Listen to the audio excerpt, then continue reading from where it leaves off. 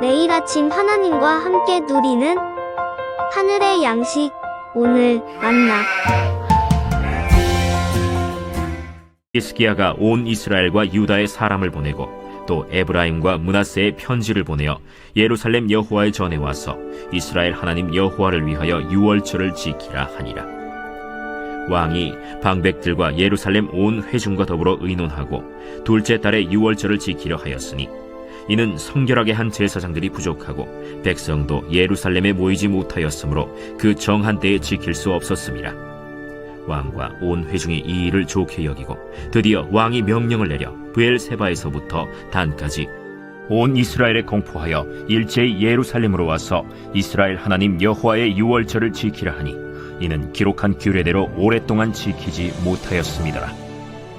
보발꾼들이 왕과 방백들의 편지를 받아가지고 왕의 명령을 따라온 이스라엘과 유다에 두루 다니며 전하니 일렀으되, 이스라엘 자손들아, 너희는 아브라함과 이삭과 이스라엘의 하나님 여호와께로 돌아오라. 그리하면 그가 너희 남은 자 곧 아수르 왕의 손에서 벗어난 자에게로 돌아오시리라. 너희 조상들과 너희 형제같이 하지 말라.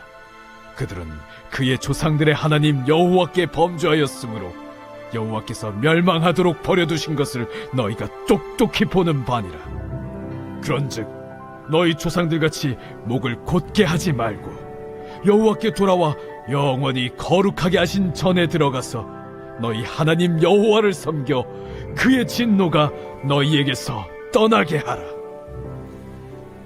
너희가 만일 여호와께 돌아오면 너희 형제들과 너희 자녀가 사로잡은 자들에게서 자비를 입어 다시 이 땅으로 돌아오리라. 너희 하나님 여호와는 은혜로우시고 자비하신지라. 너희가 그에게로 돌아오면 그의 얼굴을 너희에게서 돌이키지 아니하시리라. 보발꾼이 에브라임과 므낫세 지방 각 성읍으로 두루 다녀서 스불론까지 이르렀으나 사람들이 그들을 조롱하며 비웃었더라. 그러나 아셀과 므낫세와 스불론 중에서 몇 사람이 스스로 겸손한 마음으로 예루살렘에 이르렀고 하나님의 손이 또한 유다 사람들을 감동시키사 그들에게 왕과 방백들이 여호와의 말씀대로 전한 명령을 한 마음으로 준행하게 하셨더라. 성전 예배가 회복된 후 유월절 행사가 국가적으로 시행됩니다. 본문은 유월절 준수 결정과 초청에 관해 서술하고 있습니다.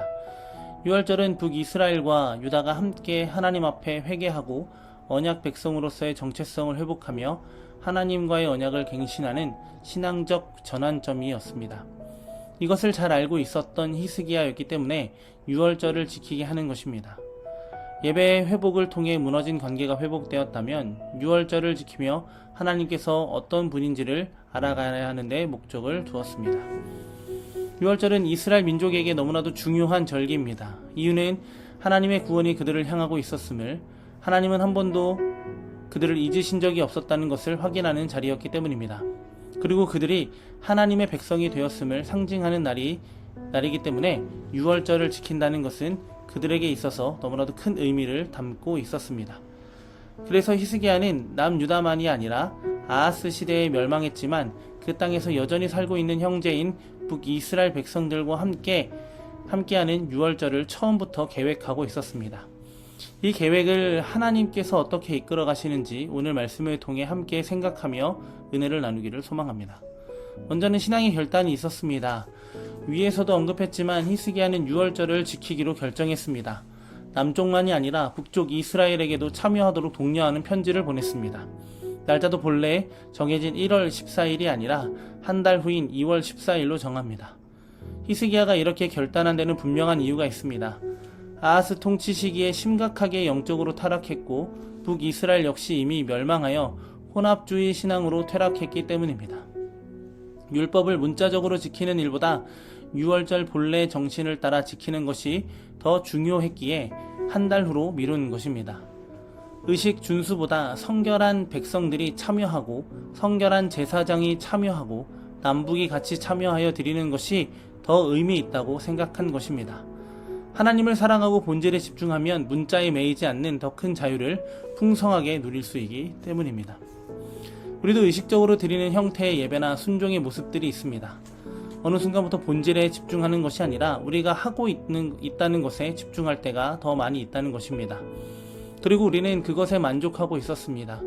우리가 잊지 말아야 하는 것은 우리가 하나님 앞에서 행하는 모든 것들이 우리를 위한 것이 아니라 오직 하나님만을 위한 것임을 잊지 않고 하나님만을 위한 행함으로 영광 돌릴 수 있는 우리가 되기를 소망합니다. 히스기야의 신앙의 결단의 목적은 돌아오라는 호소가 담겨 있습니다. 유월절이 이스라엘이 태어난 날이듯이 이제 다시 남북이 함께 유월절을 지킴으로 새롭게 태어나기를 원했습니다. 그 첫걸음이 돌아옴입니다. 참된 회개입니다. 백성들이 하나님께로 돌아가고 하나님이 이 백성에게 다시 돌아오셔야 하나님 나라의 새 창조가 가능하다고 본 것입니다. 참된 돌아옴은 무엇을 의미할까요? 곧은 목을 꺾고 거룩하신 여호와를 섬기는 삶으로 돌아가는 것입니다. 그러면 하나님도 돌아오시고 사로잡혀간 자들도 이 땅으로 돌아올 것입니다.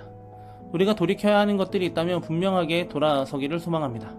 내 것을 조금이라도 남겨놓는 돌이킴이 아니라 우리의 삶을 전적으로 하나님 앞에 맡길 수 있는 은혜의 삶을 살아가기를 기대하는 우리가 되었으면 좋겠습니다.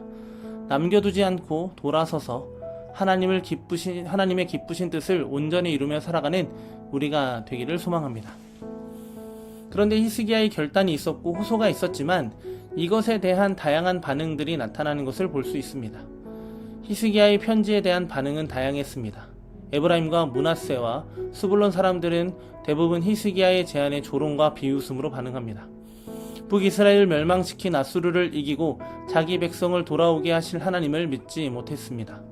하지만 아셀과 므낫세와 스불론 중에 몇 사람은 겸손하게 유월절을 지키러 예루살렘에 이릅니다.